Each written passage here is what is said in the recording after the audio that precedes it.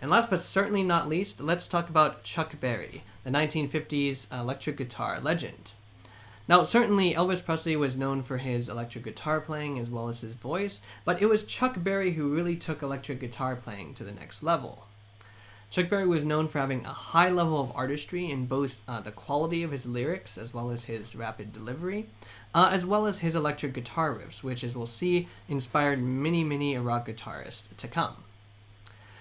Chuck Berry was also known for channeling social commentary through his songs in a time when most other rock and roll songs would have focused just on love. We see, for example, in Elvis Presley's works or in Little Richard's works, mostly they're talking about love, romance, and sex. Chuck Berry still channels some of these themes, but usually in just a little more ways that have some depth to them. So songwriters as famous as John Lennon really saw Chuck Berry as an inspiration. So here are some examples of that. So first we have Roll Over Beethoven, a song that would also be covered by the Beatles. In this song, Chuck Berry self-consciously characterizes and presents rock and roll as representing a changing of the guard in musical eras, from Beethoven as representing the classical era to perhaps himself or rock and roll music contemporaries of his time as representing this new era of popular American music. And in that way, he makes a claim within rock and roll music to having the sort of classical greatness of Beethoven's Fifth Symphony, for example. Then in Johnny B. Goode, Chuck Berry really explores what it means to have his own identity as a black musician. In a lot of ways, Johnny B. Goode could be said to be autobiographical or sort of have autobiographical elements to it, and a lot of people can recognize Chuck Berry's own experience and life stages in the lyrics of the song. Chuck Berry's original lyrics also describe Johnny as a colored boy, whereas the producer had Chuck Berry change the lyrics ultimately to country boy to make it feel more accessible, particularly for white audiences.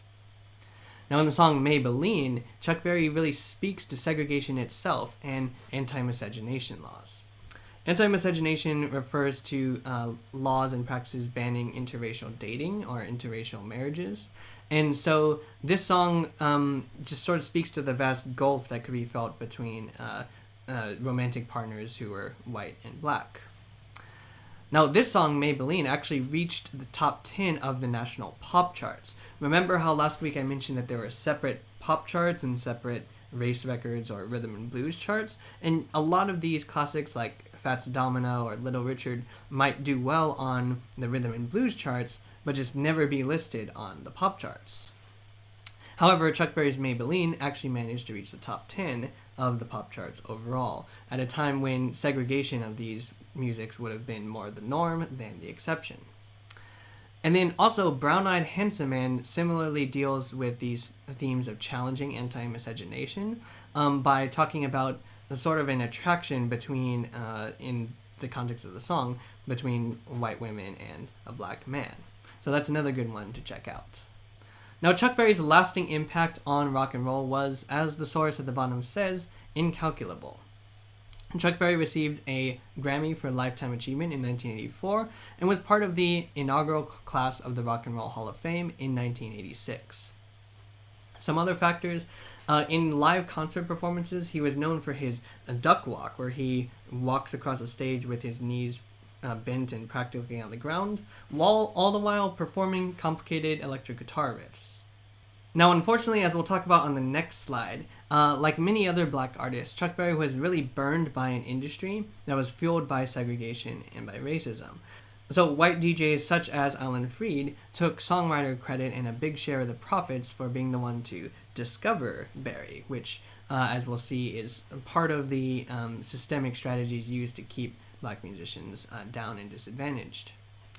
However, Chuck Berry's star career was ultimately derailed by a criminal sentence that he received in the early 1960s, but even so, his influence remained within the later rock music world. Now, Chuck Berry's songwriting inspired John Lennon for just the quality and the depth of his lyrics, and on electric guitar, he inspired a whole host of guitarists, such as Keith Richards, George Harrison, Bruce Springsteen, and Pete Townsend. So you can really see that his influence was quite easily felt in rock music today.